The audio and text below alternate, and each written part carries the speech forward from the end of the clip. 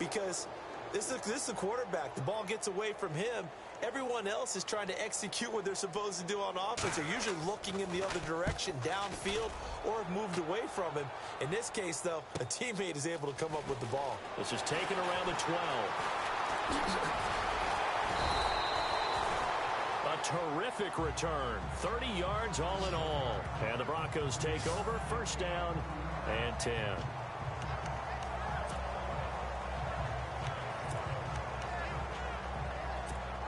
Now this Broncos offensive unit ready to head back out onto the field. And the ledger for them so far looks pretty good, doesn't it? It certainly does. Touchdown, touchdown, touchdown. Not sure it can be much better than that. They've got to feel very good about the groove that they're in at this stage of the game. And taking it across midfield and inside the 45. Give them 14 yards there and a Denver first down.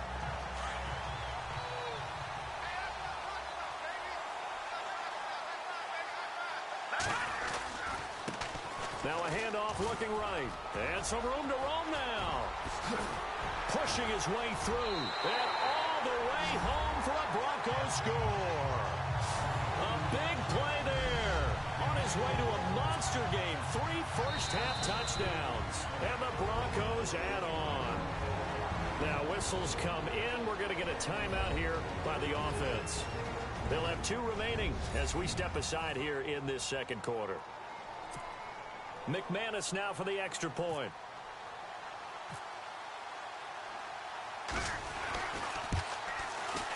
And he's been a busy man. 5 for 5 now as he knocks another one through to extend the lead. It only took him 2 plays there to find the end zone. The last one, the long run, getting him in for 6 points. Now McManus on to kick this one off. To return, it's George Atkinson. Now a hit and a loose football. It's picked up by the Broncos. Oh, and now he bowls him over. And he'll be down at the 6-yard line. Oftentimes when we talk about piling on in any subject, it's a negative. In this case, for this team, it's a real positive. Just scored.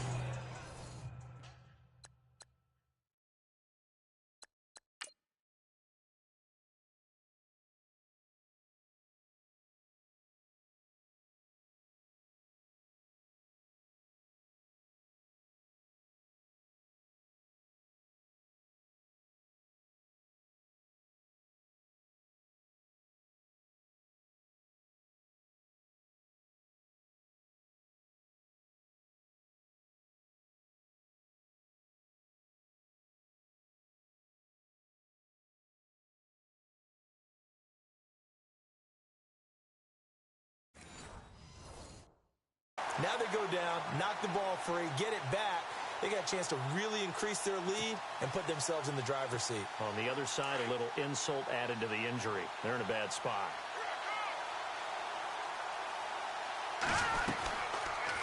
They'll try to run it in, going option right. And he'll be taken down after a short gain as that takes us to the 2-minute warning. Give him 3 on the keeper there, and it is second down.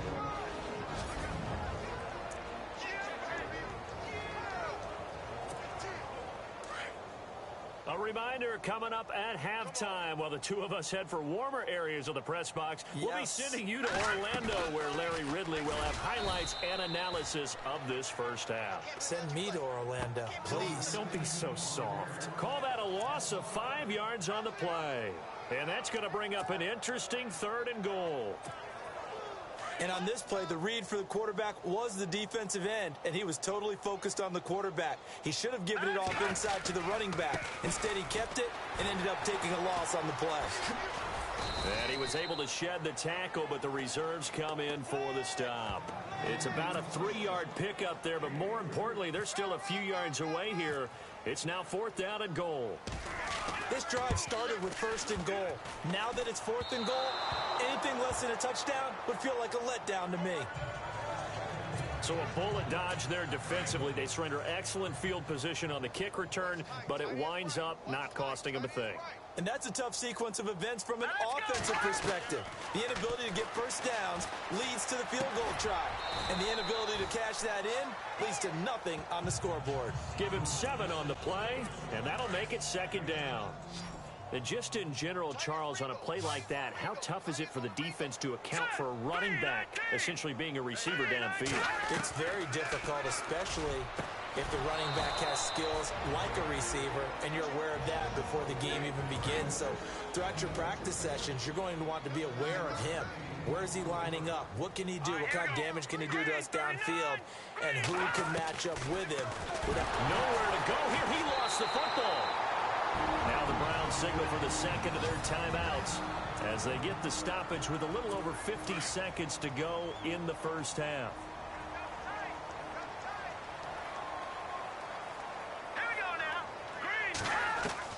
Now Kessler throwing on second down. And incomplete on the deep ball. The one thing that I've liked defensively is that they've shown him a lot of different looks here in the first half. They've come after him. They've sat back. I think that's what you need to do to keep an offense guessing. And they certainly have kept them on their toes. That's why they haven't had much success on the scoreboard. They'll run it with Johnson. And they'll take him down at the 31-yard line. Call it a gain of 13 yards on the play. And that's going to make it 4th down. This offense really put themselves in a tough spot on first and second down, needing long yardage to try and pick up a first down, and they ended up getting a great run. Explosive, picked up nice yardage. You don't expect to be in this situation on 4th down, but guess what? It all started with what happened on first and second down. Really put them behind the 8 ball. We have hit halftime. Still 2 more quarters. And now, due to apparent time constraints, we fast forward to the beginning of the second half. Both teams appear ready for the fight ahead, and we resume action here in quarter number 3. And to no one's surprise here in Denver, that'll carry through the back of the end zone for a touchback. Here's the Browns offense now getting set to start off this 3rd quarter. These guys had to punt their last possession, and that's become too familiar of a refrain. Too many of these drives just wound up going nowhere. Well, you know how in baseball, when the pitcher gets a base hit and he's on base, they bring his jacket out to him to keep him warm? A lot of times the punter goes to the sideline, puts on sweatpants or a wrap over his leg to keep it warm. He might need a massage from the trainer right now from all the work he's getting. 2 yards on the pickup there. It'll be 2nd and 8. Well, they're hoping that the second half is better for him than the first half. They've got to find a way to get him going. He's a big part of their offense. Here we go now. They'll run it again with Crowell. And nothing doing. He's immediately taken down at the line of scrimmage. Officially no gain on the play, and they're left with a 3rd and 8. Wasn't able to get anything, no gain. Fumbled once already. Maybe he's being a little careful. Not necessarily on that play, but I'm sure that's in his mind somewhere. Oh, without a doubt, because protecting the football is job one for anyone who's carrying it, and that's exactly what he tried to do on that play, but it didn't gain him any yardage. And he'll just toss it away. So he throws it away, and that brings up 4th down. Another drive comes and goes, still nothing on the scoreboard. Yeah, and when the second half comes, you know, it's real easy to get discouraged and wonder if you're ever going to get things started. You just got to fight through it. Got to keep pounding away. And not his best effort there, as this one's going to be spotted down just outside of the 40-yard line. Now we take a glance at the offense as they work their way back out for their first possession of the second half. They have the lead here. Well, we talk a lot about pregame speeches. What are halftime speeches like? For the most part, not nearly as emotional. They're a lot more clinical. Every now and then, though, they'll get after you if they think they need to light a fire. But in this case, let's go into the virtual locker room, because here's what I think happened. They got in there and they said, listen, let's take control right away. Defense, we got the lead. Defense, don't give up any points. Turn the ball back over to the offense and let them go down and score and give us more of a cushion in the game. Check so far. Defense shut them down. Let's see if the offense gets done. The gain of 4 that time as the drive continues. 3rd quarter and you've got the lead. You're not ready to go into that 4-minute offense to close the game out, but a running game can really benefit your team right now. And now running right through it. So a nice job to break the 1 tackle, but not much daylight after that as he's brought down. Give him 5 on the carry there, and it'll be 2nd down. They're trying to show that they can run the ball, protect this lead, give it to the backs, play a little bit of keep away, don't you think? And that's probably a good philosophy at this point, going to make that defense stand up and stop them. And he'll be brought down at the 21, just shy of the 20 in the red zone. At 5 yards on the play there as the drive will continue. Looks like they're establishing a pretty good pattern here because they've been very heavy in the running game on the last 4 plays. Yeah, you took the words right out of my mouth. So far, 4 plays in this drive, all 4 on the ground. And maybe a measure of revenge there. He's had his way in this one, but this time they get him behind the line. Yeah, let me puff out my chest a little bit, even though I'm not rooting for either team. But that was a really nice defensive play.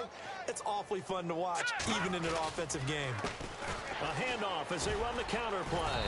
And they'll get him down right about the 20. Give him 2 on that run, and they're still left looking at a 3rd and about 9 to go.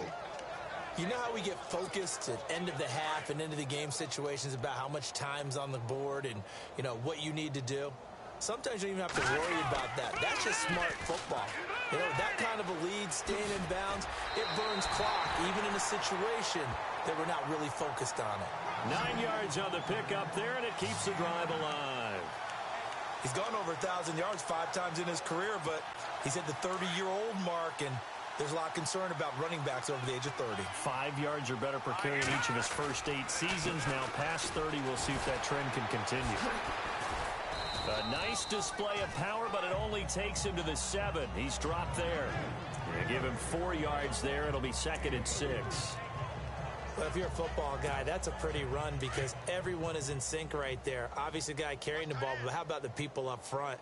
Leverage, athleticism, they created some nice space for him. And he's going to fight his way forward here for a modest gain. 5 yards on the pickup, and that'll bring up a 3rd and 1. And that's why the fullback position was created. You just want a big, strong, powerful guy you can hand the ball to and pick up good yardage. 9th play coming up here on this drive. This is 3rd and a yard. Now they'll run it on the toss. And the second wave of tacklers is going to get him as they stop him behind the line. He loses 4, and it brings up 4th. Hey, a lot of points have been scored in this game, but what a nice play by the defense. Stepping up on that one, maybe they'll get things going in their direction after a play like that. Welcome back now to Denver, where the 4th quarter will begin with a kickoff following the score on the final play of the 3rd quarter. This will be taken very short. And they're going to start this drive in pretty good shape as they get it up past the 30. And now Cleveland geared up to take the field. And right now these guys, they're shuffling a little bit, maybe doubting, because 3 straight drives have ended with them punting the football away. Yeah, so you start pointing fingers at each other a little bit, asking a lot of questions. What are you seeing? What are you getting? Maybe trying to narrow down your playbook a little bit and maybe get another wayward pass. You know, things started out poorly in this game, and to be frank, they just really haven't gotten much better. And all that does is embolden a secondary. They feel good about what's going on, and they just play better and better. Encroachment, defense. So step off the 5 yards. Yeah, partner, you know, defensive end, he wants to get into the offensive backfield. He wants that get off to be as fast as possible. A little too quick on that one. Looking to throw, Kessler. And too much juice. It'll be out of bounds, incomplete. He was looking to get it to Kenny Britt that time. And that takes us from 2nd to 3rd down. This defense was definitely alert to the possibility of the deep ball, and they were more than ready for it. They got the lead, 4th quarter. Maybe can expect more passes like that downfield. It's complete to Britt. And he's going to be out of bounds, but able to take it inside the 40-yard line. A really nice gain of 25 yards. They've been struggling in the passing game. Do you like the aggressiveness there? I mean, it worked on that play, but do you like it? I do, because a lot of the time you're struggling because your passing lanes are clogged. That usually happens when you're throwing the ball underneath. People start to press up on you. Push them deep. Find some space and open things up again. Being aggressive there, I think, will pay off for them. Here's Kessler to throw. Over the middle into traffic, and that's complete. That throw good for 4. It's 2nd down. When you see zone defense and you know you've got a drag route on as your primary call, you've got to be really careful as a passer about how far you let your guy go because he might wander into some tough coverage. They're throwing again. Kessler out to the flat. That's complete to his running back. And he'll be brought down at the 27-yard line. Give him 6 on the play, and that's going to make it 3rd down and less than a yard. Everyone's got to be able to catch the football. Doesn't matter what position you play, but if you're on offense, be aware a ball may come your way. And he will find his man. It's Kenny Britt. And he will have the first before he's brought down right on the chalk of the 20. 7 yards there, good enough to move the sticks. In today's football, where receivers break tackles, make people miss, get upfield for the extra yardage, when you see a play like that where it's caught and he's dropped on the spot, that's a big-time play by the defense. This linebacking core, they've done a good job of keeping that running game in check, haven't they? They certainly have, and what they'll also do when this game is over is thank the guys up front, the big defensive line, because they've kept them clean. Nowhere to go here. He lost the football. It's picked up by the Broncos. It's a foot race. He's at the 40. And a huge return as he'll take this one all the way down inside the 30-yard line. Okay, this isn't one where you want to take the game tape and hold it up as an example, do you? I mean, you talk about frustrating all the way through. And that last error, I think that crystallizes it, doesn't it? Absolutely. That's been representative of their entire game still being shut out. Oh, he's got a little daylight. Oh, and now he bowls him over. And he gets it inside the 10 to the 9. 18 yards there, and it'll be a 1st and goal. Do my eyes deceive me, or is he getting stronger as this game moves along? Burst seems just as good here in the 4th as it was way back in the 1st, doesn't it? I do believe someone put a lot of time in the offseason. And they are going to score again. Yet another touchdown as they just add to their totals. So another score there. Often you talk about the 3 phases of the game. Defense, offense, special teams. It's been a clean sweep in this one, hasn't it? It certainly has. They've been pretty dominant throughout this game. And privately, the head coach will add a 4th phase. That's the coaching. And he'll tell the ownership that as he tries to negotiate a new contract off of this win. They are looking strong here in the 4th quarter. Now McManus on to kick this one off. This will be fielded at the 8. And a nice return sets him up pretty good here at the 30-yard line.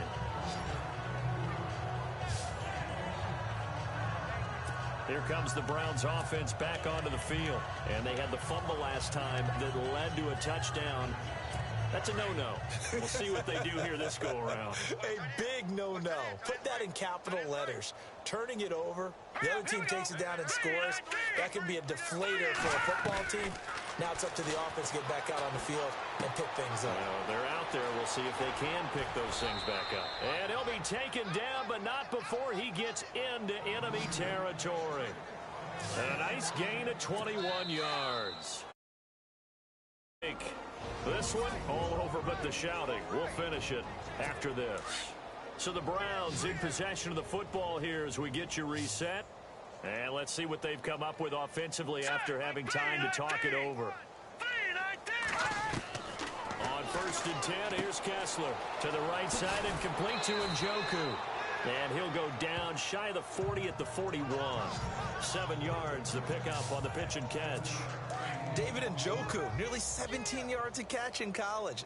Those are wide receiver numbers. Yeah, went to Miami. Brad Kaya was his quarterback. They were a really good combo. Also, how about the wingspan of the young rookie?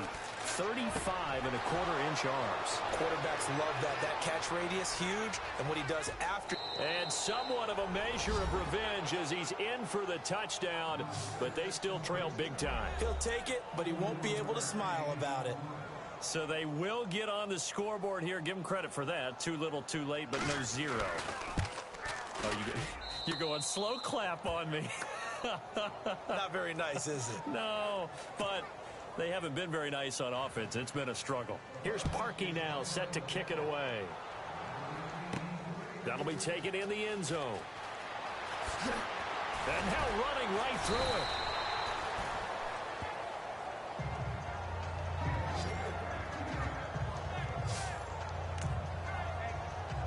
The Bronco offense now set to come back out onto the field. They have the big lead here late. They protected their home turf well, didn't they? They certainly did, partner. And just think about how good that feels, because every team has a goal when they start the year to win at home. All right, and sometimes you don't win all of them, but they managed to get that done today. Just think about your routine stays the same. Everything's familiar. You feel right going into the game, and they translated that into a win. They did indeed. They protected the home field, and now the final stages. That one looks like he'll throw here. He's going to look deep down the field, and that's caught inside the 35. And that one results in 35 yards. Well, go ahead and throw the ball, man. You got the big lead. You got the clock on your side. Obviously, they don't care much about the feelings of the other team, do they? Well, I was going to say you better run to the locker room pretty quick after this one. But right now, maybe they're just looking at it from the fantasy perspective. More points for everyone if they win big. You get a tight end like this, and you know he's used to dishing out punishment. But here, he's the one that has to absorb the contact. And as a result, unable to hold on to the football.